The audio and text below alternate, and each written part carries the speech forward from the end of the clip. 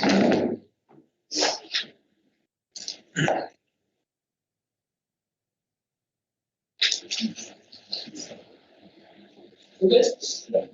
Okay. Good morning, everybody, and welcome to today's Cabinet meeting. We have a number of apologies, first of all. We have Councillor Ian Ward and Councillor Sharon Thompson and Councillor John O'Shea.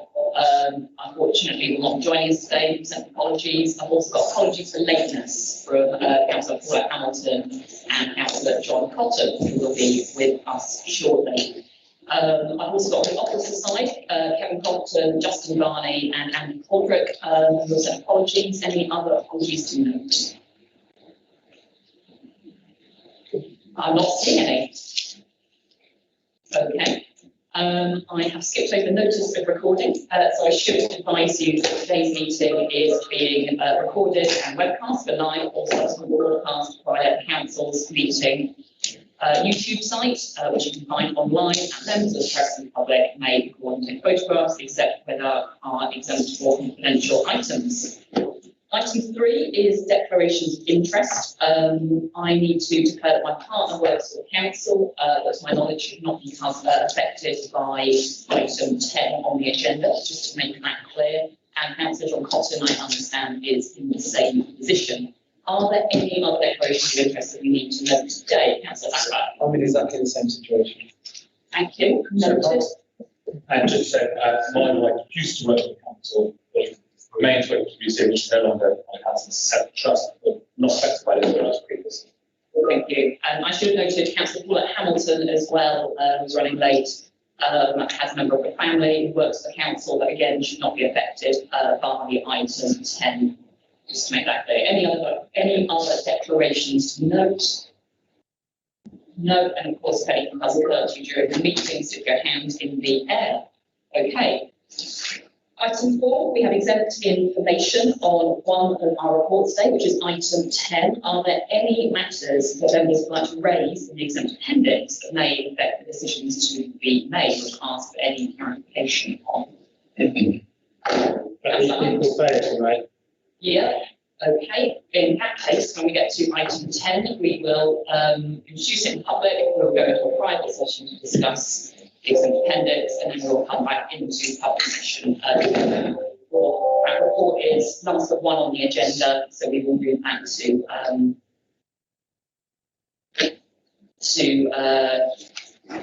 earlier one. Lovely. I should just clarify that item 10, when I refer to item 10, declarations of interest, it is in fact item 12A, so I do apologise for confusion. Item 12A, the equal pay report that I believe we will be declaring interests on, to be clear about that. Okay, right. Let's get into the business then. So item 5 is the financial monitoring report 2021-2022, quarter 2. Up to the 30th of September 2021. Over to you, Councillor Chatfield. Thank you, Chair. Yeah, and obviously members will be familiar with the format. The position has improved since quarter 1. I think we should note that the starting pace. We are currently forecasting a revenue underspend of some 10.2 million. And obviously this is far from ideal, but significant improvement on previous position, improvement in fact of 17.2 million. This is obviously made up of a number of areas, including 22.7 million underspend on revenue budget in the non-COVID position. Of course, that's balanced by an overspend of 32.9 million created by COVID, directly related COVID expenditure. There's been a number of movements around in order to rectify the position. There's been a lot of work obviously done in order to bring that position down, and that work is obviously continuing in order to close that £10 million gap as we move forward. I would just pull out a couple of quick things around the savings programme as well. So I think that's important. Obviously, members will be aware that savings programmes and delivery of said savings programme has been a challenge for this organisation, a challenge which we've improved upon significantly in recent years. This year, we're currently getting 54% of total savings have been achieved, but obviously that's a position that's not acceptable, and we're moving forward trying to deliver a greater percentage of those savings. And again, there's more detail in the report. And I think what's best then is if I hand over back to you, Chair, to pick up any individual items on the report. There's an improving picture, but we've still got a long way to go And obviously, relating back to the OTFP report we previously had, there is still significant financial pressures in future years. And obviously, any overspend in the year have knock-on effects in future years, especially around non-delivery of savings. But also, we still have significant challenges in future years, and work is continuing to address those future challenges. Thank you, Councillor Chatfield. We have any queries or questions? Okay, Councillor Alden. Chair, thank you. So first point on page 4, at 2.3, it picks up around 46% of the targets at the savings currently off track. Of the 54% that is on track, how much of that is reoccurring and how much of that is one-off savings for this year and then further ones are going to be saving next year? Picking up on page 5 and 4.7, and it's also in page 18 of the pack of the appendix, talks about the new CCTV cameras and the upgrade to existing cameras. Reading as this is connected to the Commonwealth Games and is about delivering new cameras around the Games venues and then in the city centre. So I read that correctly, and just wanted to get confirmation around that. On page 7, under 4.19, it talks about, given the success of previous pump priming and transformation of PACE cabinets, approving a further 10 million to be drawn down from the delivery. Guessing you won't have it to hand, so can we be sent, if you haven't got the information down, a copy of what that previous pump priming was spent on and how much that delivered in terms of reoccurring savings? So what the ratio was effectively between the spend for reoccurring savings delivered, so we can get an idea of what that 10 million being drawn down against on the basis. Turning over to page 12 of the pack, 1.6 in the appendix now. Under city operations, it says the park service has identified mitigations of £1 million around the maintenance service. What are the details of this savings that have been made in that service, therefore, to deliver that £1 million? Then going on into page 22, under 3.13, we've got street scene. I just wonder if you could give some more explanation here. So under the first bullet point, it talks about the repair garage that's got a 0.8 million overpay forecast income shortfall due to a reduced client base. But then when you go further down, it says that there's an overspend on maintenance and the hiring of vehicles because of having an older fleet. It doesn't feel like those two things match together. If you've got an older fleet and it's costing more in maintenance, surely the repair garage wouldn't have a deficit because of a lack of work. So what's happening there? What's the detail behind that? And is it just we're not using our own repair garage to fix the vehicles? Then turning to 330, it talks about what some of the clean air zone money is being used for, and it highlights using some of the money on city centre public realm, presumably deciding that spending that money delivers an improvement doing that. So why have we limited that to only city centre public realm? Why are local centre public realm not able to be included in that as well, so that people are encouraged to be able to stay in their locality rather than actually having to come to the city centre potentially, which would cut down on travel and therefore pollution, surely. So we get some feedback about that. And then there's the addendum to the report as well, which asks a number of interesting questions. So obviously we've got a report here telling us that there's an increased financial risk in the travel assist service. At the moment, the report doesn't seem to be able to give us an idea of what that cost figure is likely to be. So can Cabinet give the meeting a ballpark figure of what sort of scope and magnitude this risk is likely to be? Obviously, it appears this has been discovered since August and September from reading the report. So therefore, that poses the question, how much of this is related to those contract changes that the Cabinet did in August? To get some explanation as to what the connection is there as well, please. Thank you. Okay, George Green, Can I take those first? Well, can I start off with the addendum? I should have mentioned it in the introduction. That obviously what we've taken the approach here is this is a late emerging risk that came up after the publication formal notification date and then today. So I think what it shows actually is our approach to risk is that we will declare where risks are emerging, and I hope that's appreciated more widely in terms of sort of maturity of our approach around reporting risk. At this stage, I don't think it's right that we're giving a ballpark figure. I don't think that's the right thing to do at this point, because as you rightly said, it's an emerging risk. We are doing the work now to identify that, but obviously as soon as we have that information, it will be reported properly through the way we normally report things, either through monthly monitoring into the next quarter. I don't want to, Becky, do you want to come in anything further there on the addendum specifically? And then we'll go through the other points. I can come back on the addendum, and Sue Harrison's addition might want to say a bit more about it. So as you say, we always report on emerging financial risks, emerging budget risks. When we can't quantify them, they remain as a risk. Once we can quantify them, they go into the forecasts, because then they're a known quantity. I think it's fair to say that this isn't just new contracts, it's all contracts that we're finding these daily variations on. There's a significant amount of work to be done on underlying data. Once we have the underlying data and the right data sets, then we'll be able to do further quantification of that risk. Thank you. Okay, on the other points, I think we're best farm that to service areas, if that's okay. Rob, can you come with the CCTV? You can just talk about this as well, maintenance garage as well.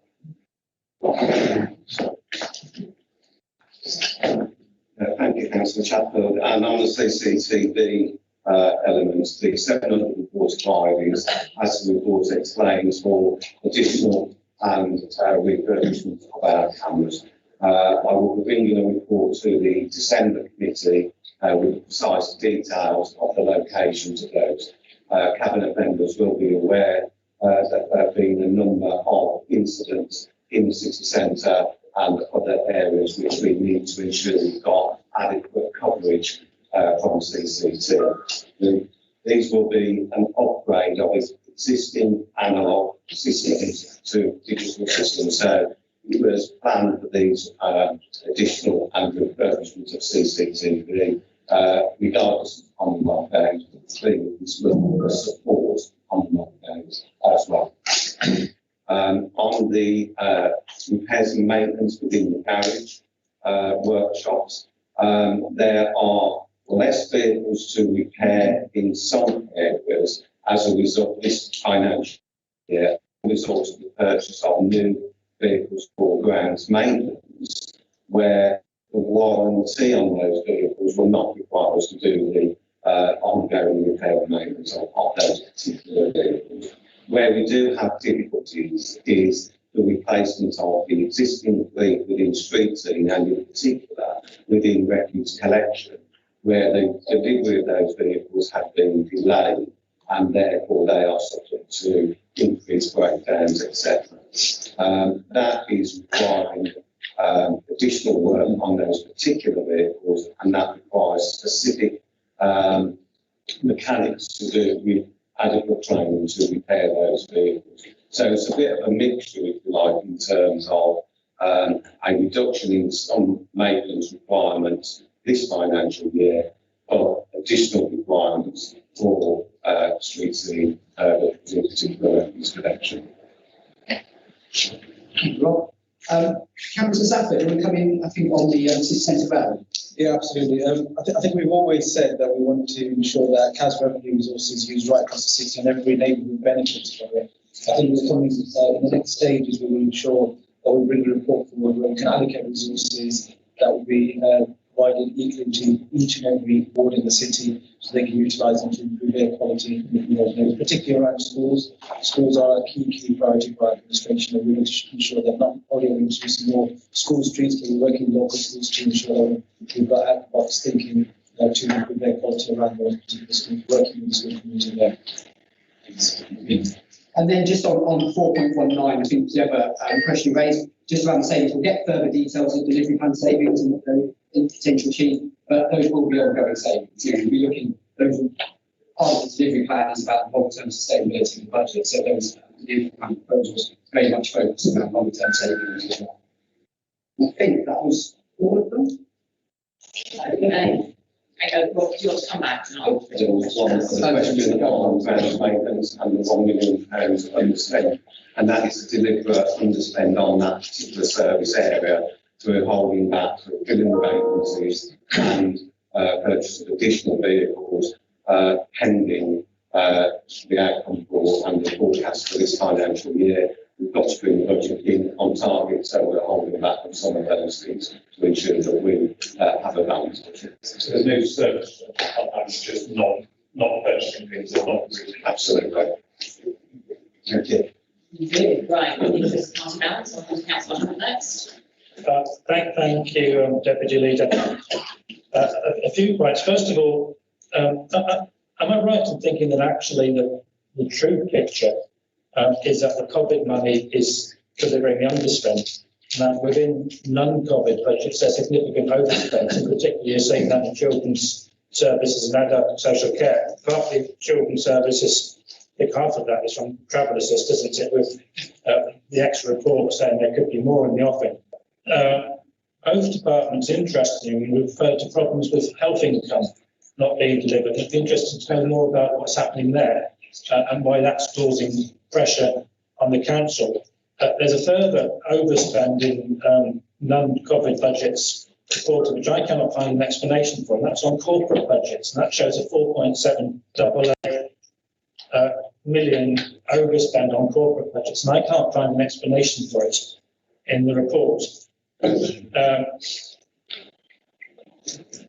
other thing that is interesting about this report, and the clean air zone has been mentioned, if you actually look at the revenue figures for it, it shows that the revenue from fines in the clean air zone is now projected to be about 3 times the original forecast, about £13 million, which I think on the back of the envelope is about 200,000 fines from the clean air zone in the course of the first year. Doesn't surprise me, because whatever the merits of the clean air zone, one of the big problems seems to me it's incredibly customer unfriendly.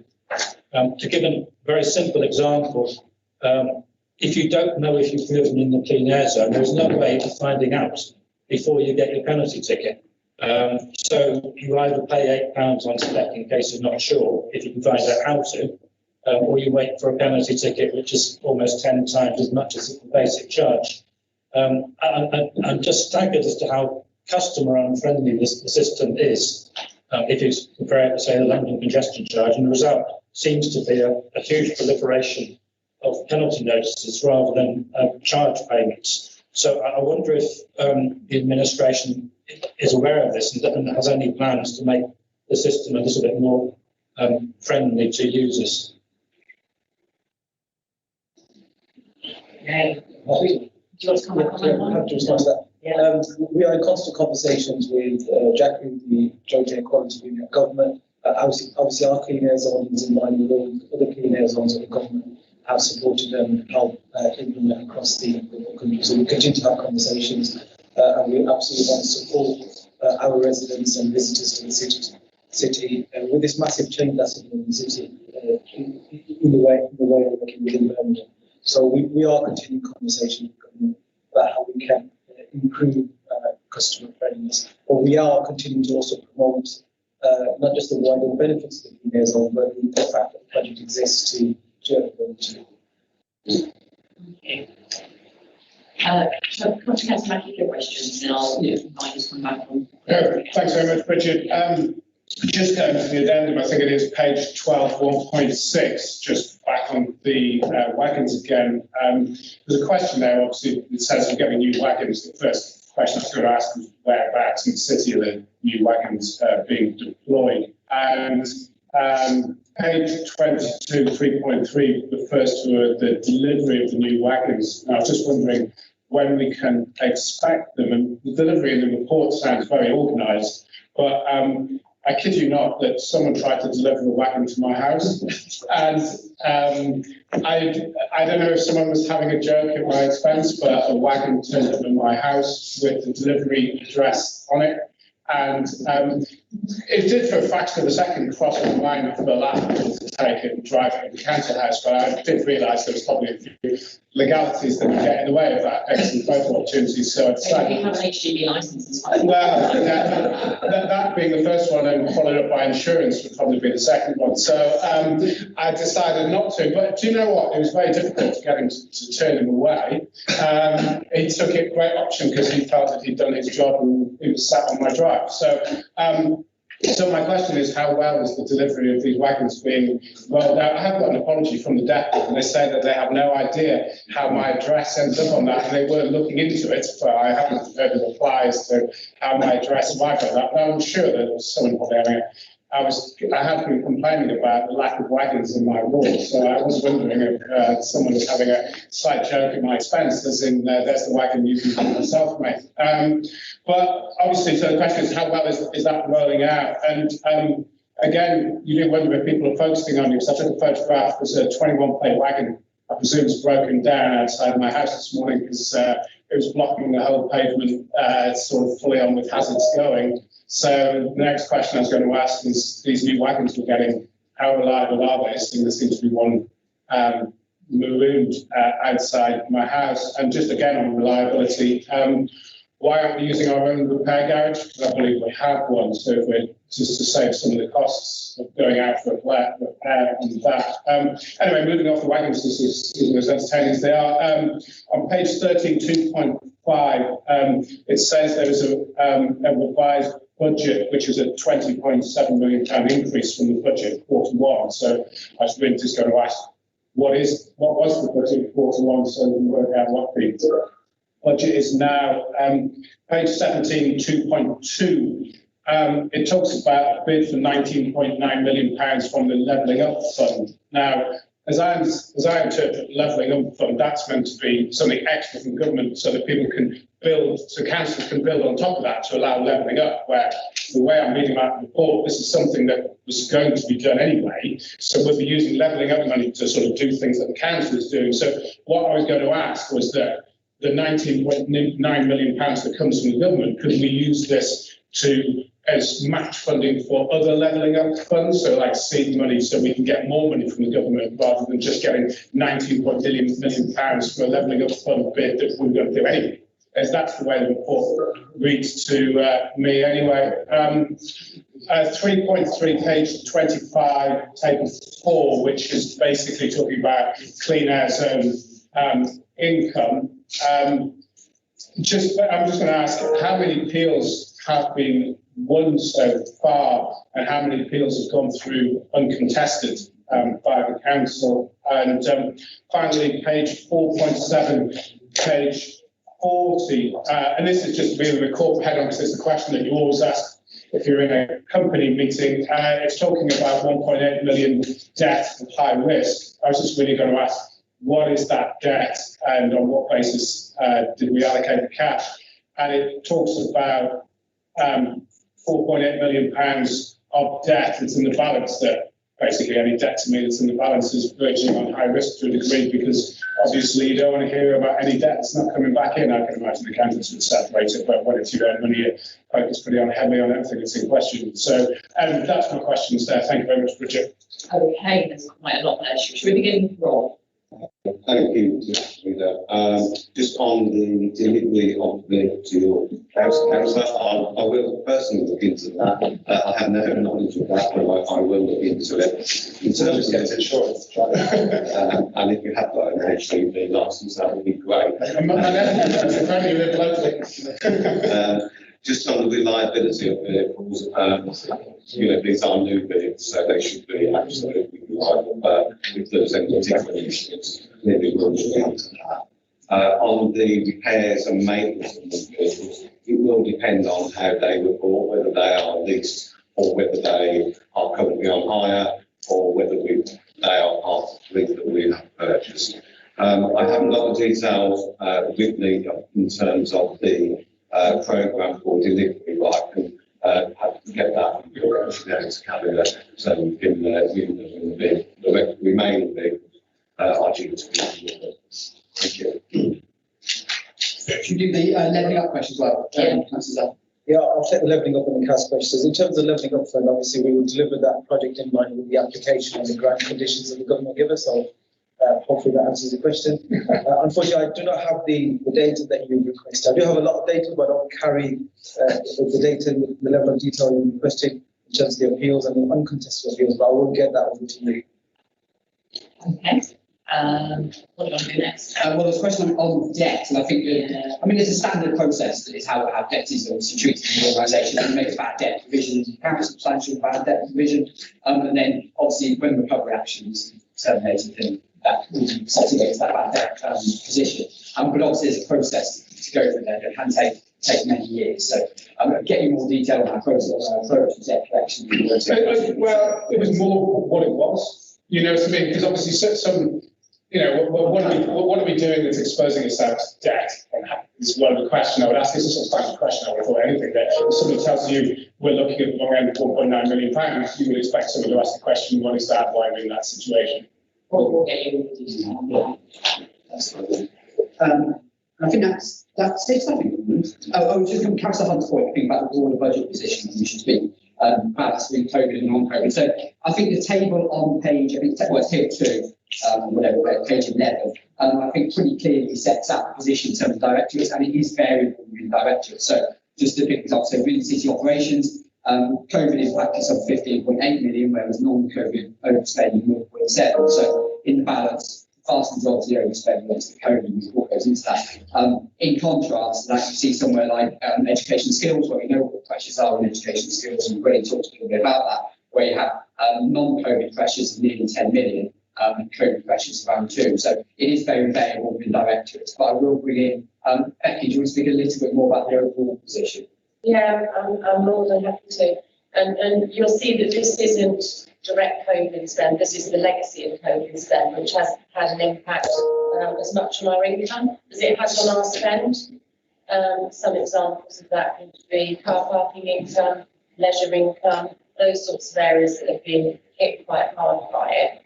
I think what the table's trying to depict is that the overall COVID impact, which is the column C in blue, comes down and says that this is an adverse position of 32.923 million.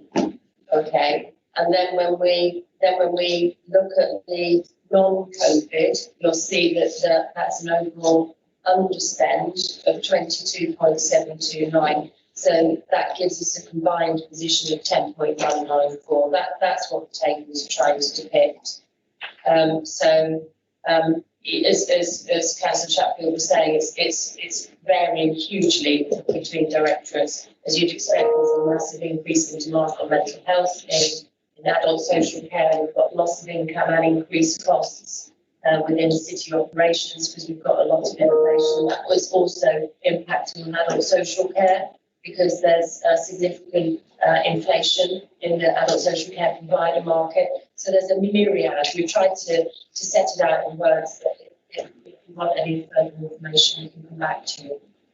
I think there was also a question around health income as well, which I think is an important question. So 1.1 million of health funding with regards to education skills directorate is still an ongoing discussion with health. And that's an ongoing negotiation. I think it's fair to say that's not an issue within adult social care. I know Sue's on board to the health relationship we've got with our education skills director.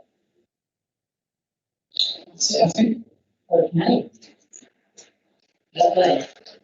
Right. Half an hour questions answered. They said it was going to be a short agenda. Okay, so we have in front of us then recommendation 2.1 to 2.12. There's also a recommendation on the addendum under 2.1. Are those recommendations agreed? Thank you. Okay. Item 6 is adoption of parking supplementary planning document. Councillor Sackler. Thank you. The parking SPD is being presented for adoption following extensive research and public consultation. Once adopted, the SPD will replace the existing car parking guidelines SPD adopted back in 2012. The revised parking SPD is required to reflect new national planning guidance and to support the city's strategic objectives, including our Route to Zero climate change commitment, the Birmingham Development Plan, the Birmingham Transport Plan, and supporting the city's clean air strategy. Managing parking provision is a vital tool for addressing travel behaviours, reducing car ownership and usage, as well as helping Birmingham meet its priorities around climate change and clean air. Just to point out two particular highlights, new city centre developments will be expected to take a low to zero car parking approach, while still accommodating the needs of disabled drivers. And where it is recognised that there's areas of low public transport accessibility, an appropriate level of parking will still be required, and the SPD sets realistic parking standards to accommodate this. The SPD is based on robust evidence, including survey work, accessibility mapping, national and local policy alignment, benchmarking with local cities, and best practice research. A consultation took place with the views of over 230 organisations and individuals being considered, and appropriate changes have been made to the final version of the document. I ask the recommendations are approved. Thank you. Very timely on COP26 ongoing as well. Are there any comments or questions on this? Okay, Councillor Hartley, Councillor Manke. Thank you, Deputy Leader.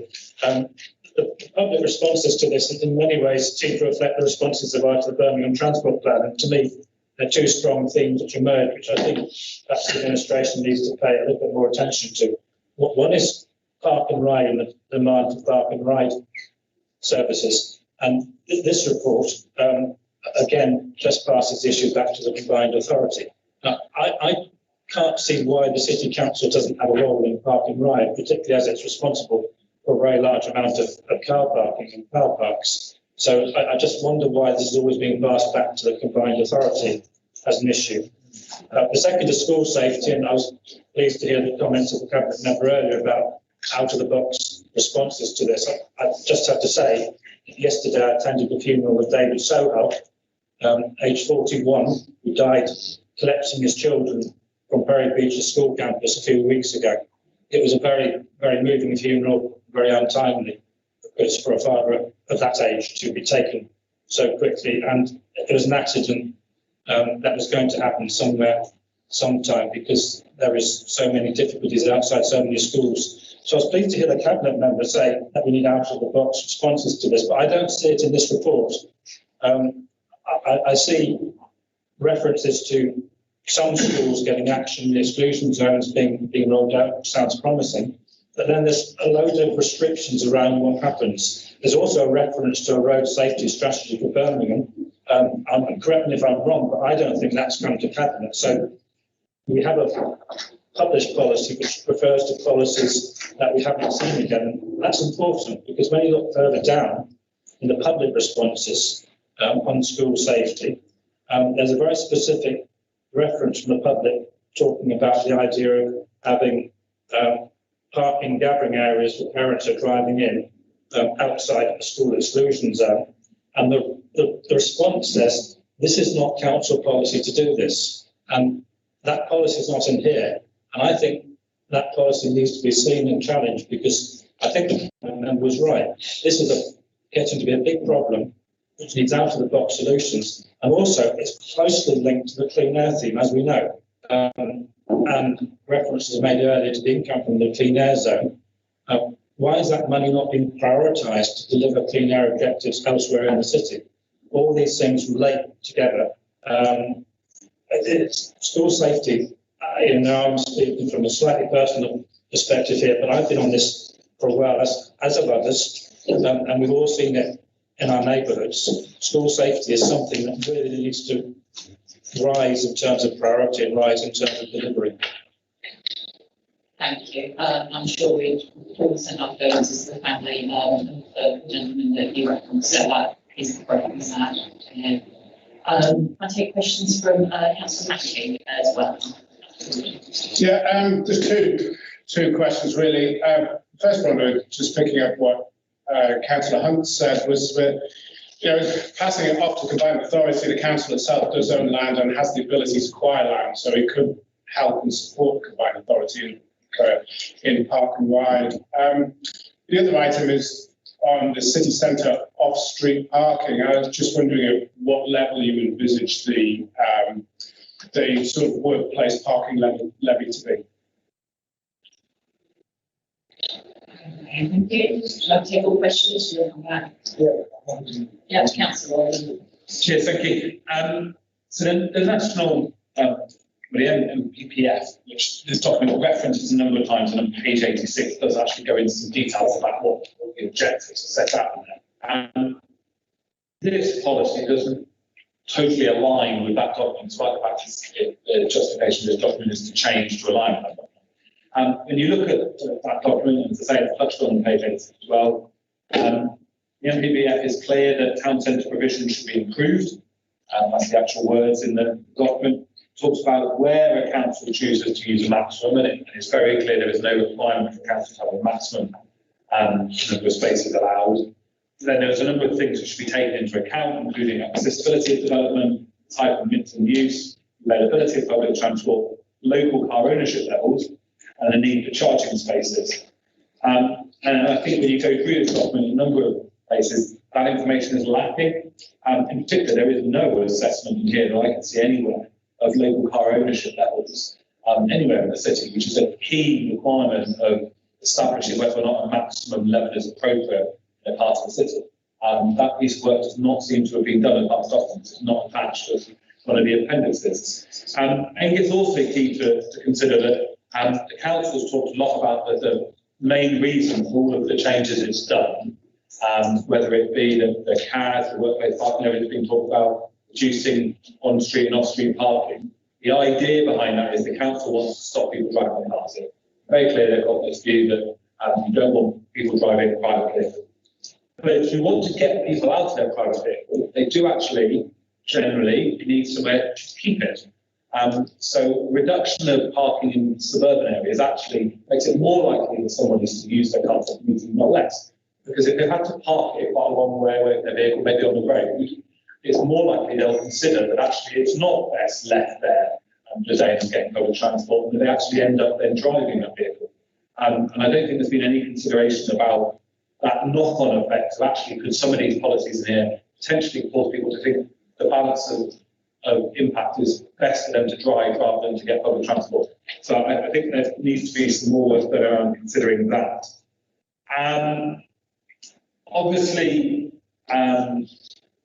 it's the NPPF as well is clear that it needs to be a real focus on providing charging spaces and not just electric charging spaces, but charging spaces, other low emissions vehicles as well. And obviously, in table 1 in the parking consideration, this document, page 88, there's no consideration given to any type of low emissions vehicle other than electric vehicles.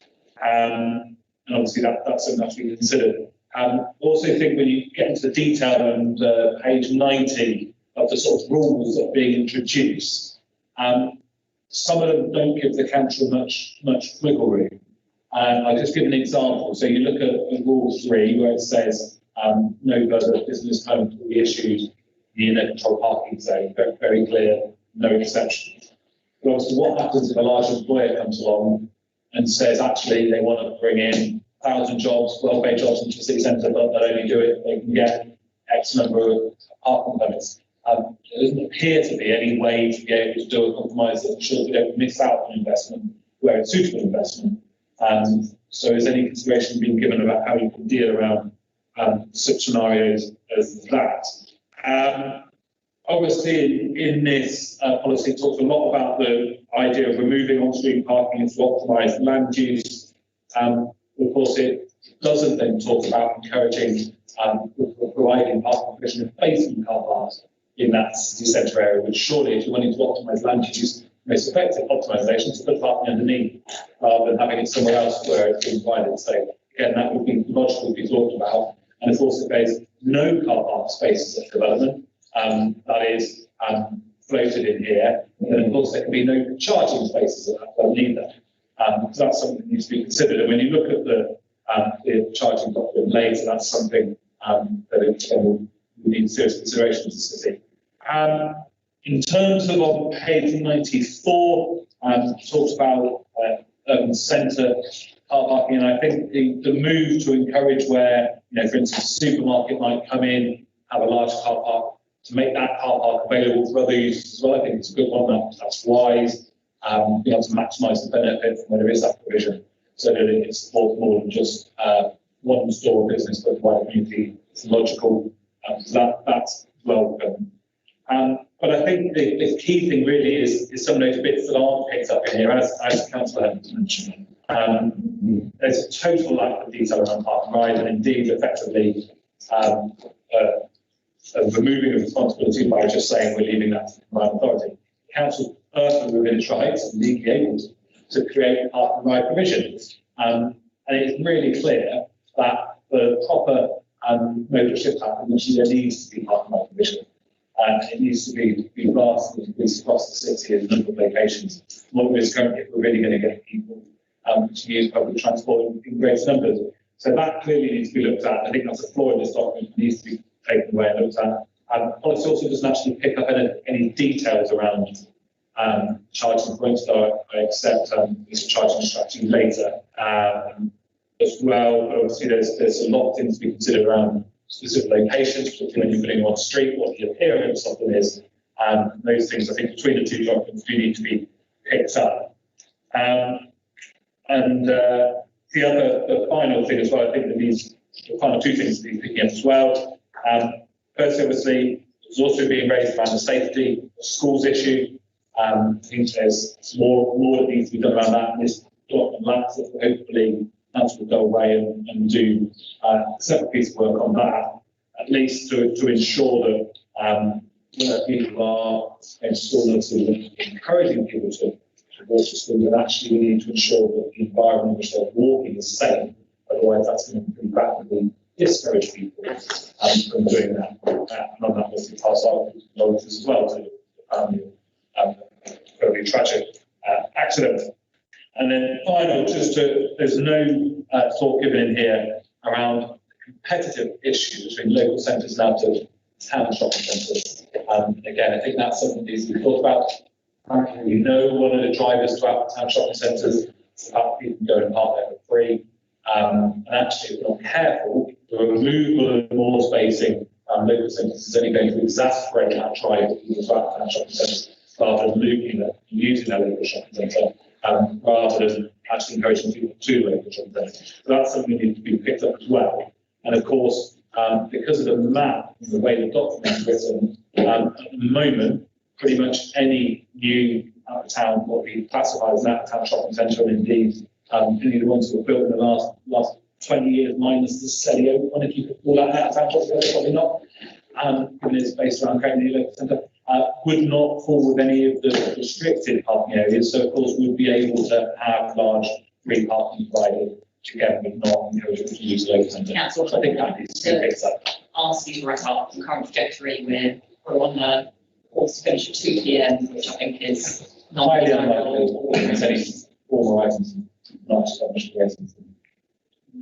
Slightly more than you. Okay, right. I think it's news to be interested in our residents about the Manchester area. But I'll have something across. But Jane actually, and I'll come Yeah, I just wanted to pick up what colleagues said, particularly about the situation with schools. And really sorry to through colleagues. Last week, I took a decision to go up to a school in my ward following serious complaints and concerns we've been had by residents. And I was absolutely calm. It was absolutely calm in school time. And I think one of the complications is the set of relationships that need to be in place to improve those safety conditions outside schools. It's in relation with school and the willingness of the school to do that, which is huge.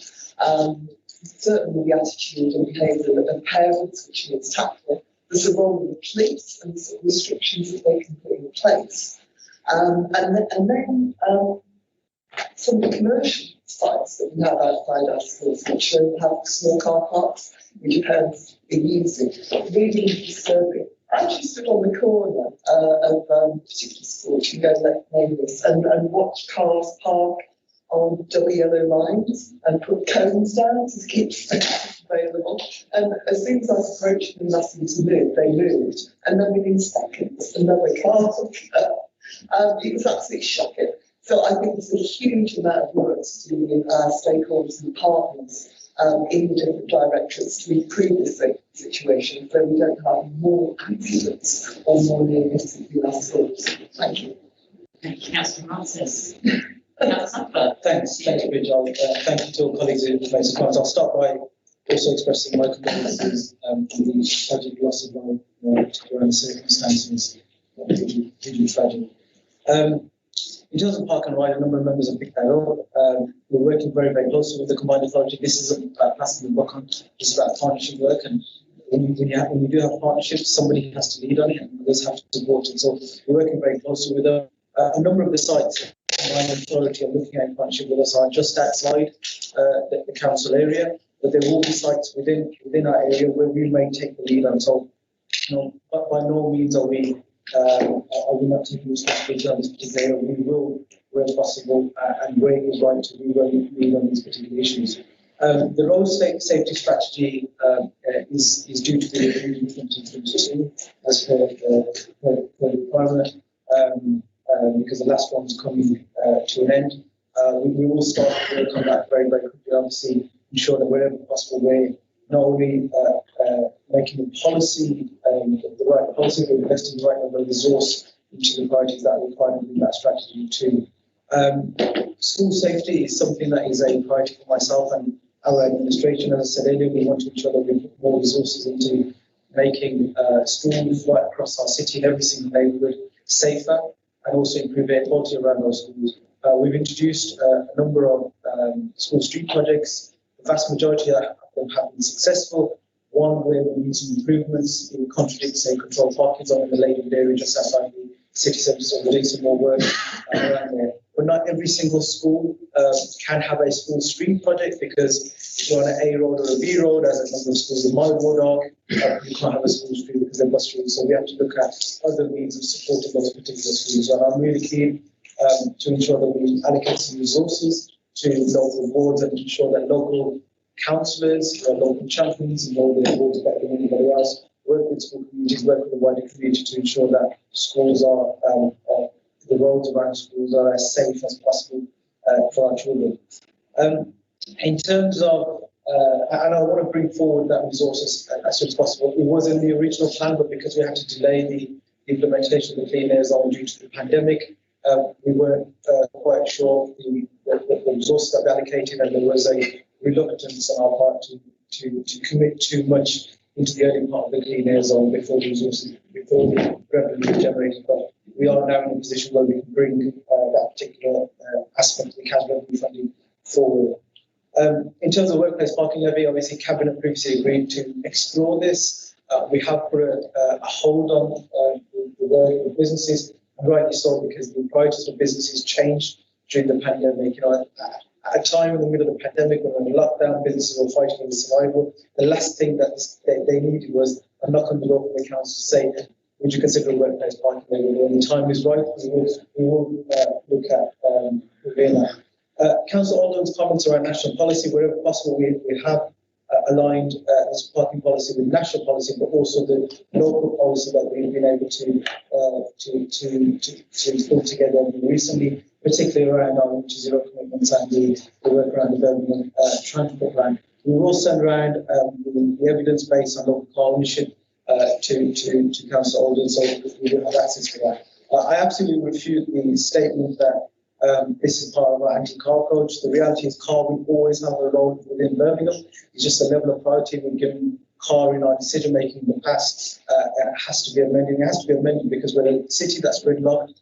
We're a city where 1,000 people are dying prematurely because of air pollution. We're a city that's taking our climate change commitments seriously. And we're a city that's growing. By 2031, 150,000 more residents will be based in Birmingham, and that's brilliant news. But at the same time, if we continue the current culture of reliance on car culture, there'll be 1.2 million more car journeys per day by 2031. So we have to shift that. But just to reiterate, car will always have a role. If you're a mom who has got 2 children off to 2 different schools and get to work. Public transport is not the answer for you. You will have to have car. And if you've got accessibility and disability issues, you will have to use car. But if we can free up some of the space on our highway for those that do not have to use car, particularly those 300,000 car journeys less than 1 mile per day, that will ensure that people can travel across our city more effectively. We are looking at how we can go beyond EV charging, and particularly around hydrogen. We're a city council that's absolutely committed to other zero emission technology too, and hydrogen is something that we absolutely want to prioritise, and we're hoping the government will support us on our mission to become a national test centre for hydrogen buses moving forward. We're a city that welcomes investment. We're one of the most investable cities, not just in the city, but on the continent, and we will continue to work with business. So we've done a lot of work with partners in the private sector in pulling this policy together. We will continue to work with the private sector partners we've got in the city and those who want to invest in our city too. I think I've picked up most of the points. There were quite a lot of points, but there'll be others that we will get to. So again, I ask Cabinet to approve this document. Thank you. There were quite a lot of points. I think you have covered the bulk of those. I just wanted to reiterate one you made, that is cars will always have a place in London. So bikes, so just walking, so buses, so trains, so trams, so the sprint. And we've got to get that balance between the sort of right. That's what we're not doing right now. I'm not seeing any more hands. I'll take all those points as answered. We have in front of us recommendations 2.1 to 2.2. I ask if those are agreed. Lovely. I should ask as well, any cabinet member not agree or wish to abstain? No. Okay. Thank you. Right, that takes us on then to item 7, which is adoption of the Development Management in Birmingham Development Plan document. This will be the leader, be his apology today. So on his behalf, I just wanted to introduce this. So this should be familiar to people. It's gone around a number of rounds of consultation over a number of years, in fact. It replaces the policies in the 2005 Unitary Development Plan. It has been to planning inspectorate, a number of documents have come back, which have been incorporated into this, and it should provide policy framework for development in the city for the coming years. I'll ask if there are any questions or comments on this. Councillor Alden. Thank you. I know how concerned you are about us taking up too much time answering questions, so I will limit it to just one question on this. Just given that we've raised other things before. And there are some things in here to support something we don't. But on 2.2, can you just clarify, it says recommends to the City Council. Does that mean that this document is going to the City Council? Yes, that is my understanding. I believe it's the agenda for the next council. That's correct. So there'll be another point with Cherry or any people who comment. Any other points to raise? No. In fact, do you want to add anything? No. Yes. Okay. Lovely. Okay. So then this will come to the council, as has been said. So now when we come to those recommendations, 2.1 to 2.6, are those agreed? Agreed. Lovely. Right. Let's take this on to item number 8. We are on the place. Citywide electric vehicle charge point strategy. Back to you, Councillor. Thanks, Chair.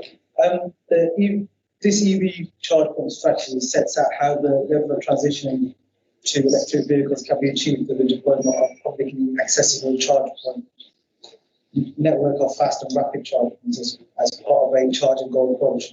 But also focuses particularly on the 30% of residences within Birmingham that have limited or no off-street parking, particularly those around terrace housing and blocks of flats, where more innovative charge point technology needs to be deployed. This will include technologies such as inset curb stone charge points, lamppost charging, where it is feasible, and the use of bollard charge points, providing solutions for overnight charging.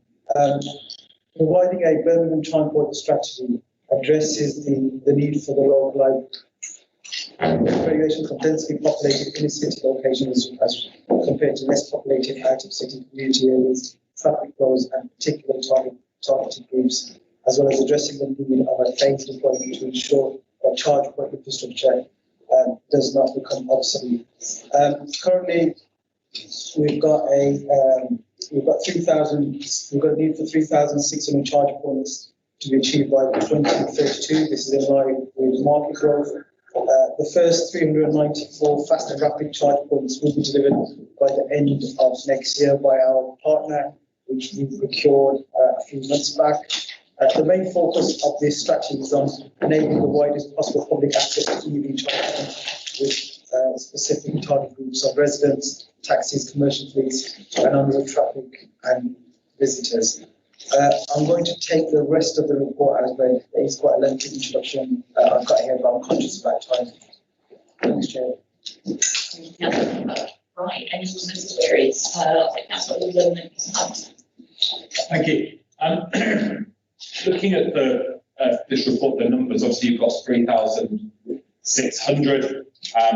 That was 1 in 317 people roughly by 2032, compared to nationally it's considered 1 in 47 people we needed by 2030. So obviously that's some difference. And indeed, obviously, as you mentioned in the introduction there, the target date that council's working to is 2 years later than obviously changes to purchasing nationally to come into effect. So we've got a target that's behind what the national target is, both in numbers and in time. So what is there within this plan to enable us speeding up of rollout? The plan itself even admits that it could be up to 40% short of spaces, 39% short of spaces, down in 3.15 by 2030. So what is there to enable the rollout to speed up? And then the other aspect of it is that design aspect, which I touched on in the previous document. What is there around ensuring that the design specifications that we put forward are ones that fit in with the street scene, that are attractive and become a positive to the area, rather than, as can be the case with some of the cable boxes, you get particularly around phone masts, that's become a negative to the area. So you pick up those questions, please. Okay, Councillor Hunt, I'll take yours next. Thank you, Deputy Leader. First of all, this report is very welcome. It's long overdue. The city has a strategy on how it's going to support the transition to electric cars and electric vehicles. I think the important thing, as has been stated, is that this strategy and this plan needs to be very, very flexible. This technology is going to change very, very fast in the next decade, and we don't know for sure how it's going to change and how it's going to develop. We may think we do, but because of the money and investment that's going to go into it and the pressure to achieve the change, all sorts of changes may happen. There's a couple of areas in this report we think is a little bit tepid on. I think it could be more positive and perhaps be more open about possibilities. One is ultra-rapid charging, which the report suggests may not happen very much, but actually the pressure from consumers for ultra-rapid charging is going to be huge. And so companies that can deliver it will get the market. Secondly, the potential for car clubs, which was also referred to in the previous report on parking. But again, the model around electric vehicles and electric cars may well lead to the development of many more car clubs, and cities should be more flexible around it. Finally, the Cabinet member said to take the rest of the report as read. However, can I just ask him if he can explain paragraph 314 in the report? Rather than read it, I will give you my interpretation. You can tell me if I'm wrong. The paragraph appears to say that charging points in the city centre will be restricted to 14 sites because putting in any more would take out car parking places which would pay parking fees, which I thought was a little bit against the strategy in terms of the city centre. Now, if I'm reading that correctly, there seems to be something wrong there, both in the justification and the numbers involved of electric charging points in the city centre. Okay, so hands. Hey, Councillor Zappa, do you want to come back on some of that? Yeah, sure. I'll start off and I'll also bring in other colleagues. So the 3,600 charging points that we're referred to as our target, our publicly accessible spaces that we will work with partners on. But we will also work very, very closely with the private sector. In fact, we're already having a series of conversations with a wide range of private partners who have car parking spaces. Park use is one. I've personally been involved in some of those initial conversations that the officers have then looked to develop further. And we know that a number of other private sector partners will want to evolve their car parks into EV charging locations and ensure that there's a wide range of charging facilities available within the particular sites. In terms of local designs, I think you make a very valid point, Councillor, that what we want to show, and technology is developing very, very quickly, particularly around the design of the charging points. And wherever possible, we want to ensure that the charging points do fit in with local designs and how local centres and local facilities look. So we're working very, very closely, not just with local partners, but with national and international stakeholders who are developing some of this technology very, very quickly. I'll let my colleagues pick up on 3.14 and the question around ultra rapid charging. In terms of car clubs, I've particularly been disappointed about how there hasn't been the take-up of the car club facilities within Birmingham. I would have expected that to have grown far quicker than it has, but we also need to work with those partners within the city to see how we can develop car clubs further. I assume moving forward, car clubs, and as we look at the rollout in coming years on autonomous vehicles too, that this will start to rise very, very quickly. But again, we're working very quickly, very well with other stakeholders to ensure that we're at the in terms of local gardens and cities, we're at the forefront of rolling out some of this new technology as it develops. Can I hand over to Sylvia? Yeah. So picking up on 2 points, one of which is in terms of the ultra rapid charging and then 3.14.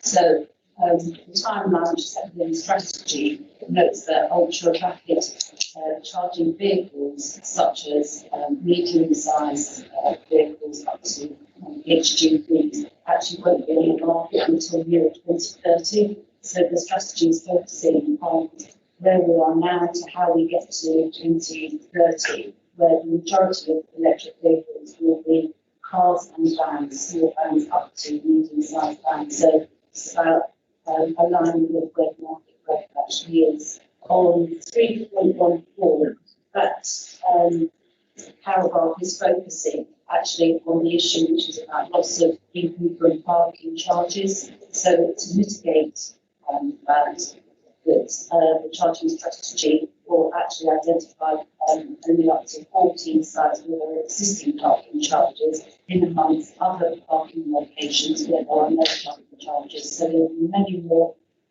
EV sites within the city centre, but only at this point, in terms of the strategy, 14 will be existing parking charges. This means a loss of income to the city from what would have been 150,000 per year to maybe around 60,000 per year. Okay. Thank you. Any other points anybody wants to pick up on? No, I'm not seeing any hands. Okay, that's that for anything? No, that's it. Good. Okay, another tiny report given COP negotiations that are ongoing. Right, so we have in front of us recommendations 2.1 to 2.4. Are those agreed? Lovely, thank you. Right, I'm going to skip the 10-minute break if that's okay. I'm trying to finish a little bit early. Next up we have item 9, West Side Metro Extension, refurbishment of utilities costs to West Midlands Combined Authority. I should say reimbursement, sorry. That's the wrong word, it should be reimbursement of utilities costs to the West Midlands Combined Authority. Over to you again, Councillor Zaffer. Thank you. I'll be very brief. I will take this report as read. I think the key point to know is that the combined the combined authority, transport estimators will pay 45%, passenger will pay for roughly 55%. And that's all I'd say, to be honest with you. I think it's a very straightforward. Okay, any queries? No, it is straightforward. Okay, we've got recommendations 2.1 to 2.4 in front of us. Are those agreed? Agreed, okay. Item 10 is planned procurement activities, 2021 to February 22. Councillor Chaffin. Yeah, this is the standard report of things that have been bought or will be bought. So obviously, welcome any questions. Any questions? Councillor Mackey, over to you. Yeah, congratulations to someone. Page 790 of the pack, proposed procurement route. I suspect someone may have been asked to get as many buzzwords as they could into something, but I couldn't make head or tail of it, so hopefully you can explain it. I'll read it out because I can't understand it. The proposed route to market, albeit further competition or direct award, will be via a compliant national framework agreement, CCS, ESPO, KCS, HTE, or YPO, dependent on the appropriateness of the framework, the lot, and the best fit for the purposes of requirements and the required timescales. Well, congratulations to whoever wrote that. But I wrote it out to see if I could understand it any more, and actually I got even more confused. So if someone could explain that to me, I really appreciate it. Okay, do we have any more queries or questions? I can take it up. I think I agree with the bit that I was trying to explain it. So within a compliant framework, you can have a limited position, you can make a direct award. So what they're trying to say is we'll make a direct award. Within those contracts that you can make a direct award from, you will have different lots. So different bidders will apply for different lots. So they will look at the suitable lot and make a direct award in relation to the compliant procurement framework. That's good. I appreciate the small box and a lot of getting, but it just didn't make much sense. Did that clear that up? Sorry, it's very procurement-y language, but yeah, it does make sense. Welcome to my world. Yeah, I mean, I think we'll get those here, but yeah, I think it'd be drafted. Yes, that would be helpful, yeah. Okay, no, Councillor. Thank you. It leaves one further question to me. The purpose of this is to say what the procurement is going to be. So it just seems like bizarre that in a document telling us what we're procuring, Cabinet agreed, you're being told there isn't an agreed procurement route yet, and it will depend on lots of things you're not being told at the moment. I don't think that's the case. It's actually saying this is the procurement route. We're going to use a particular framework. We're going to make a direct award. We're going to assess the lots. I think that's sufficient. It's compliant. Okay. Any other queries? Notes? Just the one today. It's been so nice to have you last meeting before the certificate. Right. No, thank you, colleagues. As I said, this will, as I said, this is the standard report, so hopefully there won't be any surprises, and the format will continue to evolve. And I obviously keen to continue doing work around the Route to Zero agenda as well, around the way we report that from these kinds of reports. But that's probably from those off. Thank you. Right, in front of us then we have recommendation 2.1. Is that agreed? Okay. Next up is an unusual one. It's an emergency decision notice. So this is notifying Cabinet of a decision that was taken under emergency, well, as an emergency decision, essentially. We need to formally note that today. What happened? So you present this one, Mike. You're presenting this one. Sorry, that's Francis. Over to you. That's right. Thank you, Chair. We just hear spreadsheet. Because this is a decision we needed to take very quickly in order to be able to administer the vouchers. So we just notifying Cabinet of this decision. And the support we use that we had from support fund to enable us to distribute vouchers for the school nursery in the October period. So that's all. Any comments? Yeah, thank you. Obviously, we can stop on this at the time, and we said they're very supportive, so it's the right thing to do. Just one aside on the virtual school stuff. Obviously, that has come out to COVID issues particularly. But I just wonder if there's an opportunity there for us to be able to look at using sort of virtual education support to support people who maybe are out of school for other reasons that aren't going to be able to teach whether bullying or family reasons, etc. Just be able to help try and ensure those children don't fall behind. I think that's something we certainly consider. Are we going to, the government's will consider these vouchers for Christmas? Thank you for raising that. Okay, I'm not seeing any other hands. So this decision is for noting only. So we'll take that. To see any objections as noted. Okay. We then come on to any other urgent business. We've got two items notified, 12A and 12B. And so I take 12B first because it's hopefully a quick one. That's just appointments. Councillor John Hunt has advised that Councillor Mike Ward will be replaced by Councillor Deborah Harries on the School Government Nomination Committee. And Councillor Deborah Harries is still vacancy on the Yardley Great Trust Waterside Stand for Councillor Neil Eustace.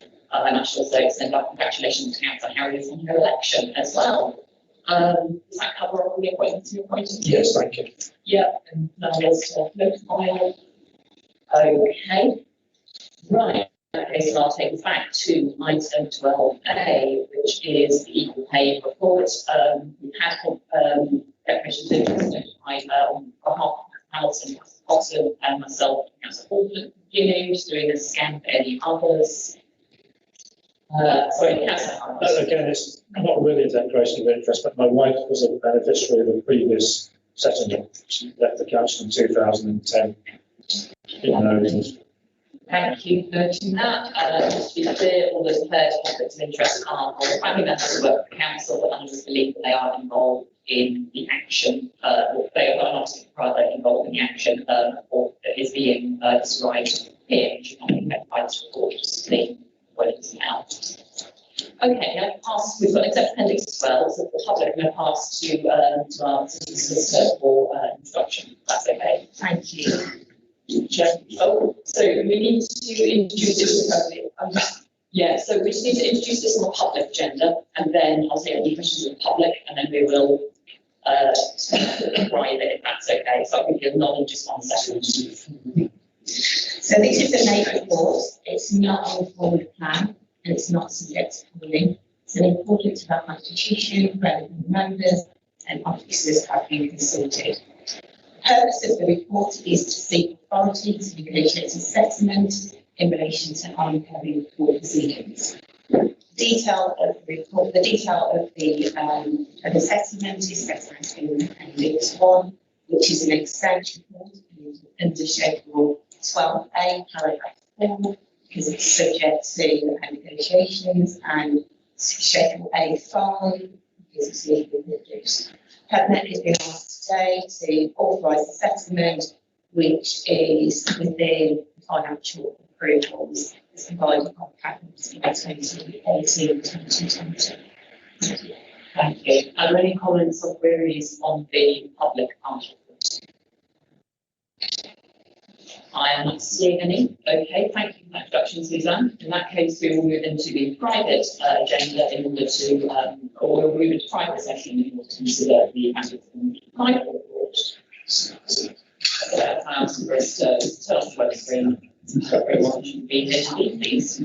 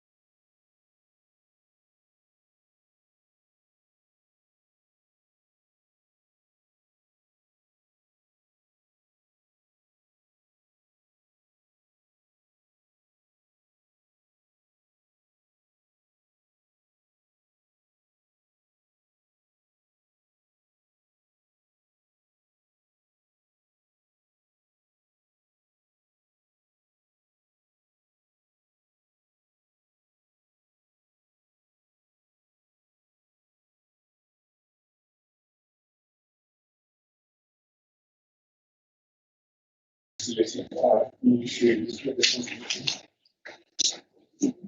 Probably isn't it? Going.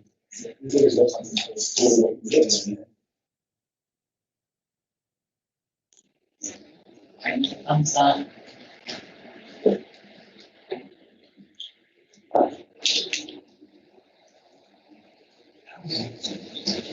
Thank you. Okay, so we're back in the public session. We moved into private session to consider private appendix to item 12A on the agenda. I should have notified this at the beginning, in the earlier public session. There's a small amendment to be made to the public report recommendations, which is under 2.2. It should read that Cabinet delegates authority to the city solicitor in consultation with the leader and the Cabinet member of finance and resources to enter into all necessary documentation to execute the settlement in accordance with this report. So with that minor addition to recommendation 2.2, otherwise the report stands the same. Are there any further questions on the on this before we move to recommendations? I'm not seeing any. Okay. In that case, we have in front of us recommendations 2.1, 2.2 as amended, and 2.3 are those agreed. Thank you. That takes us to the end of the agenda, which, despite my earlier fears, was finished in record time. So I want to speed up very seriously. Thank you, everybody. That takes us, I believe, to the end, unless anybody has any other urgent business. The one I will actually just note on record, that's just not here, it is El Williamson's last day with the council. I actually had many last meetings of various types across the past couple of months, but this is the very last day with the council. So I know that everybody here will join me in wishing her well for the future and thanking her formally for many years and keeping the meetings running. And facilitating democracy and learning. Okay, right. With that, I'll draw the meeting to a close. Thank you very much, everyone.